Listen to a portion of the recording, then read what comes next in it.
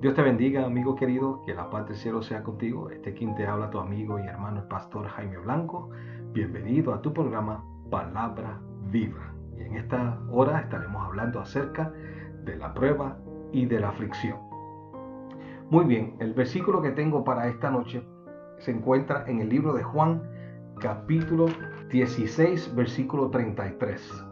Necesitamos mirar el versículo 33 del libro de Juan, capítulo 16.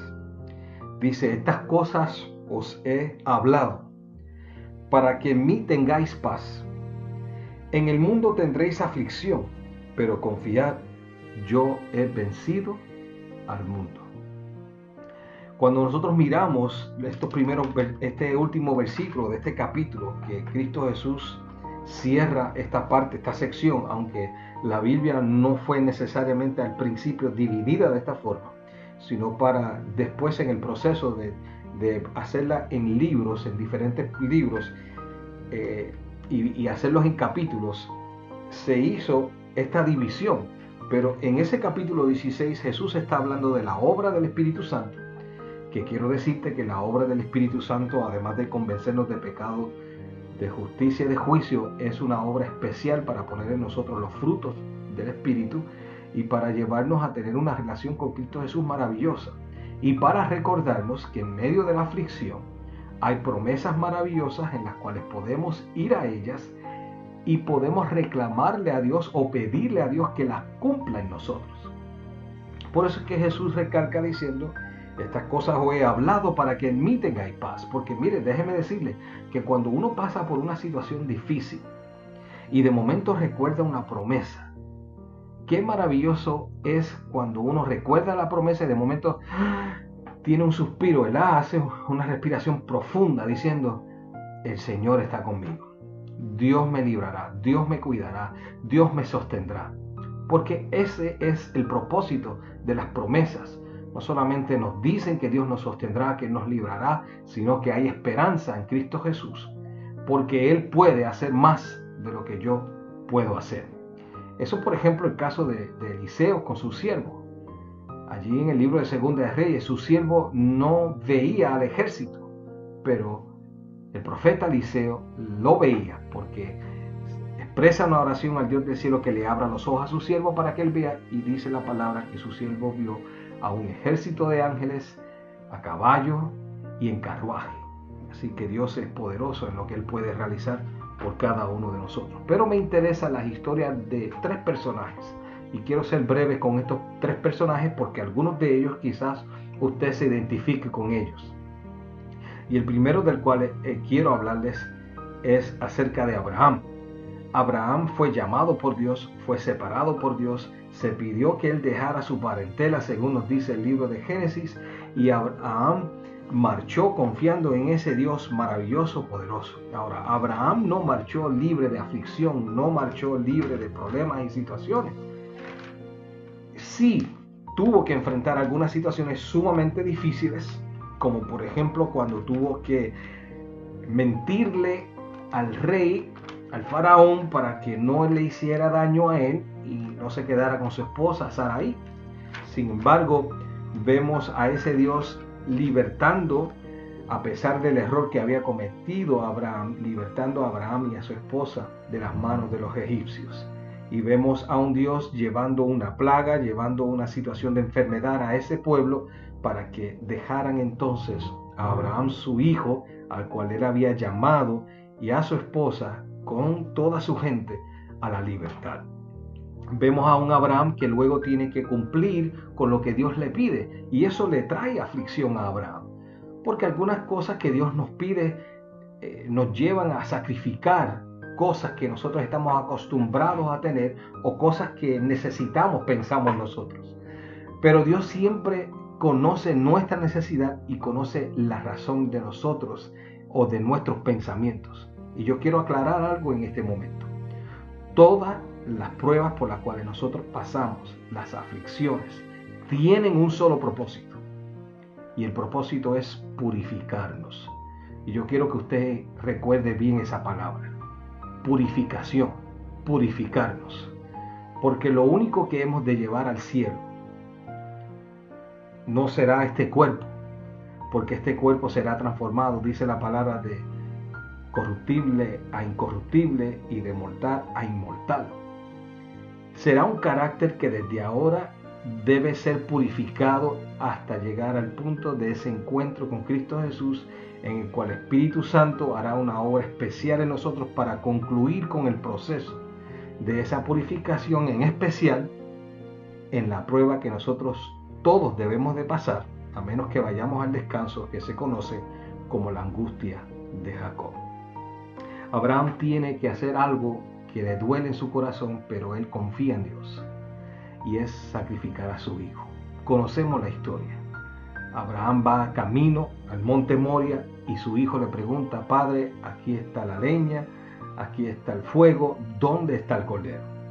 Y lo maravilloso que nosotros podemos ver en Abraham, a pesar de que está pasando por una angustia terrible, porque él amaba a su hijo de una forma poderosa, había esperado por él tanto tiempo, Dios había dicho que haría una gran nación en él, y ahora este hombre tiene que entregarlo a Dios. Pero Abraham va de camino al monte, confiado en que Dios siempre, y recuerde bien esto, cuando usted tenga que caminar a su monte, siempre Dios proveerá. No es que Dios le va a dejar caminar solo allá, no es que Dios le va a simplemente llevarlo a pasar por una angustia terrible, no. Dios sabe lo que Él hace, y la razón por la cual nosotros pasamos por estas angustias y situaciones y pruebas es porque Dios quiere que nosotros también dependamos de Él y podamos entender, que a través de Él es que nosotros podemos salir victoriosos, airosos de cualquier situación. Nos dice que Abraham llevó a su hijo, y cuando levantó su mano, Dios detuvo su mano. Y ahí en ese momento puedo ver a un Abraham suspirando nuevamente, respirando profundamente, llorando sobre su hijo, de gozo, de alegría, porque la promesa de que Dios suplirá el cordero fue una realidad. Dios así lo decía Abraham en el capítulo 22, versículo 7. Dios se proveerá de un cordero. Dios así lo hizo. Este hombre ya anciano tuvo que tirarse encima de su hijo. Nosotros a veces pensamos que estos hombres eran duros de corazones, pero no, mi hermano. Tenía sentimientos también. Y él tuvo que, al igual que yo lo haría, llorar sobre su hijo, darle gracias a Dios porque lo libró, darle gracias a Dios por la prueba. Ahora miraba a Dios como un amigo fiel, más fiel de lo que él había vivido en experiencias pasadas, más fiel de lo que él pensaba, más real y más poderoso de lo que él entendía, porque no solamente salvó a su hijo, sino que también Dios les reveló que él, el Dios del cielo, entregaría también a su hijo. Y el Dios del cielo también pasaría por una gran tribulación, por amor al mundo, por amor al mundo. ¿Qué dije yo? Que Dios pasaría también por una gran tribulación. Es que Dios no está exento de llorar ni tener dolor en su corazón. En la Biblia hay varios ejemplos de eso. Y Dios entregó a su único hijo para que todo aquel que en él crea no se pierda, mas tenga vida eterna. El otro personaje que me impresiona es Moisés. Moisés pensaba de que ya todo estaba arreglado, todo estaba ya listo para él ser aquel que iba a librar a su pueblo siendo el faraón o aquel líder poderoso. Sin embargo, Dios le dijo: no, Moisés, debes ir al desierto. Y fue por 40 años al desierto y pasó por situaciones difíciles, que muchos pensamientos le llegaron a Moisés. Y no fue que hasta que Dios vio que él estaba preparado, no fue hasta ese momento en que Dios lo llamó. Ya Moisés no era el mismo que hacía 40 años atrás había salido corriendo de Egipto. Era un hombre humilde, un hombre sometido, un hombre que Dios había, a través de las pruebas, cambiado su forma de pensar. Ya no dependía de sí, ahora dependía del Dios del cielo. Y por eso fue que Dios alcanzó a Moisés y lo trajo a la zarza ardiente para que allí se quitara los calzados de sus pies y entendiera que el más grande del universo estaba frente a él y el más grande del universo estaría con él en medio de su prueba. Porque déjeme decirle, Moisés no la pasó muy fácil con el pueblo de Israel. A veces nosotros podemos pensar que cuando el pueblo protestaba frente a Moisés, eran 2 o 3 hablando por el pueblo. Pero no era así. Era una turba.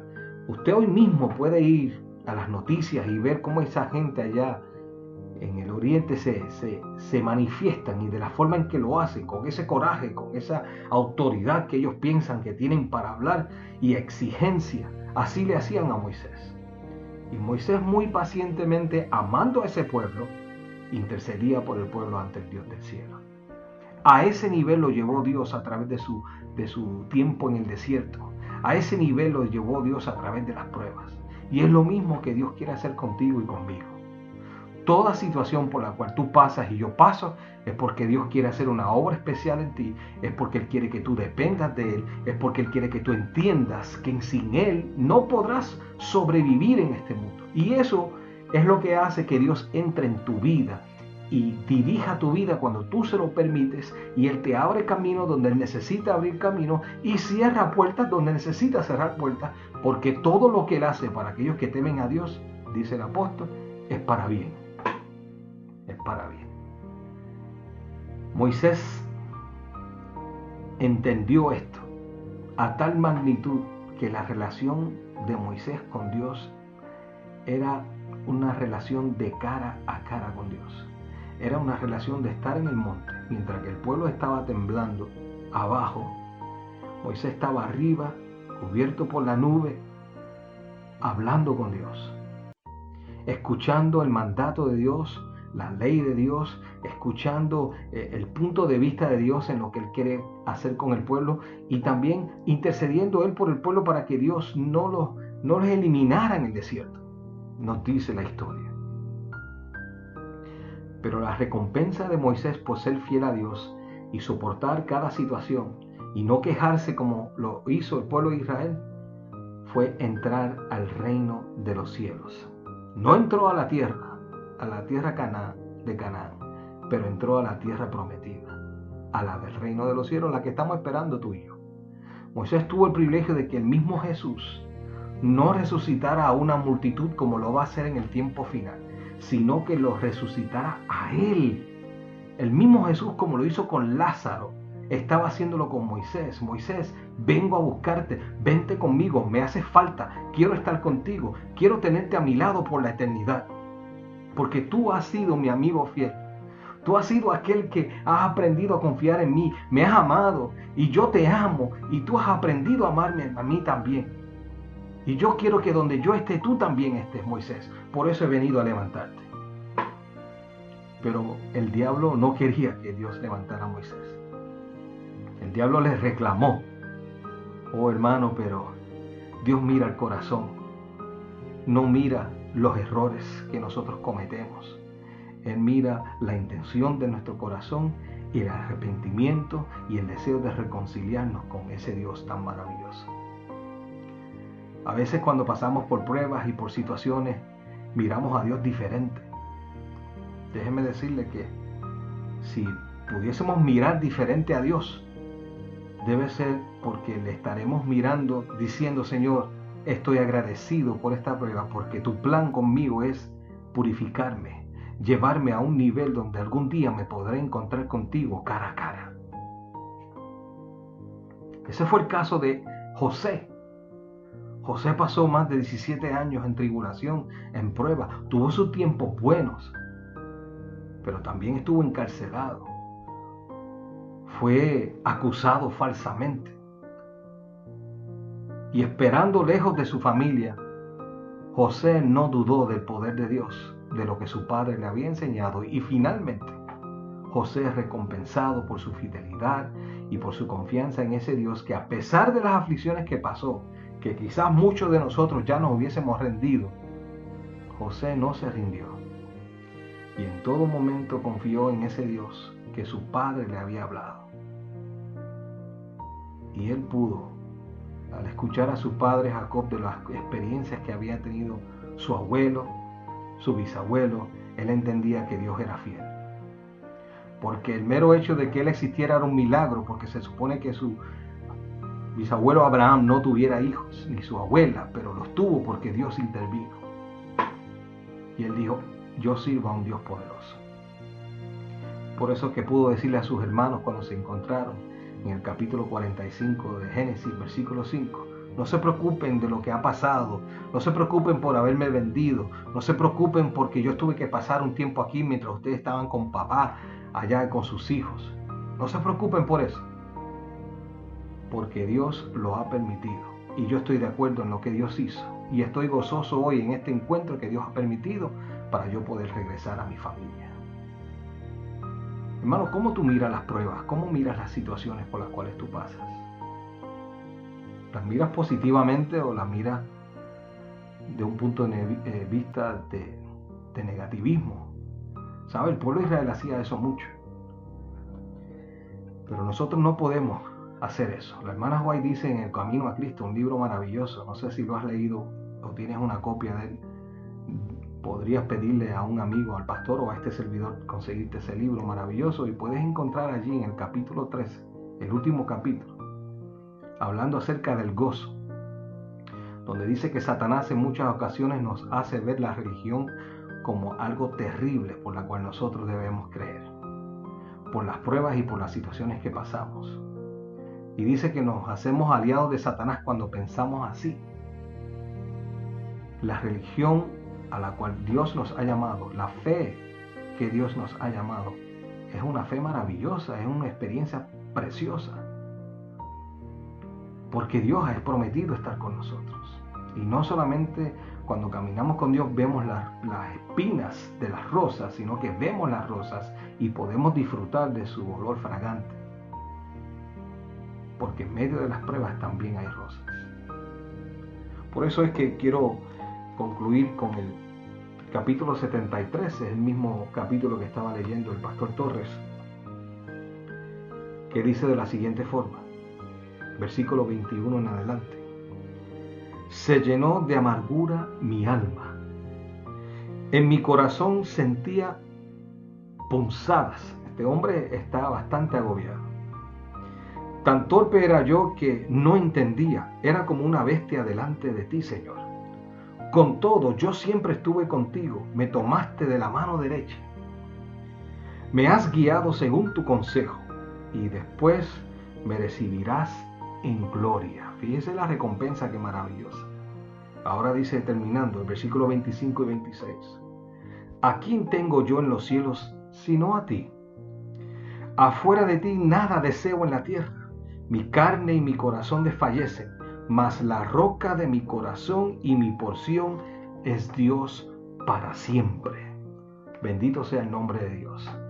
Y espero y confío que esa también sea tu oración en esta noche. Gloria a Dios por eso, hermano querido. Tu prueba hoy, nuestra prueba, la prueba del mundo, tiene la razón de purificar nuestras vidas para poder algún día encontrarnos en el alfolí celestial. No nos preocupemos de lo que nos ha llegado. Preocupémonos de mantener la relación con Dios, con Cristo Jesús, porque todo lo que Él hace es para bien. Que así lo permita el Dios del cielo. ¿Qué te parece si oramos y le pedimos al Dios del cielo que nos dé la oportunidad y el privilegio de mantenernos fieles y soportar cualquier situación que pueda llegar a nuestras vidas, confiando en que Él siempre estará a nuestro lado? Querido Padre, gracias por estar con nosotros, por querer cada día hacernos mejores personas, mejores hijos tuyos. Encomendamos nuestras vidas a ti y gracias por las pruebas y las situaciones por las cuales pasamos, porque sin ellas no necesitaríamos de ti. Pero gracias a que sí necesitamos pasar por estas situaciones, es que vamos a ti y nos gozamos en tu presencia. Bendice a este amigo o amiga querida que está orando conmigo. En el nombre de Cristo Jesús. Amén. Amigo, que Dios te bendiga. Por favor, si este audio fue de bendición para ti, compártelo con un amigo. Será hasta la próxima.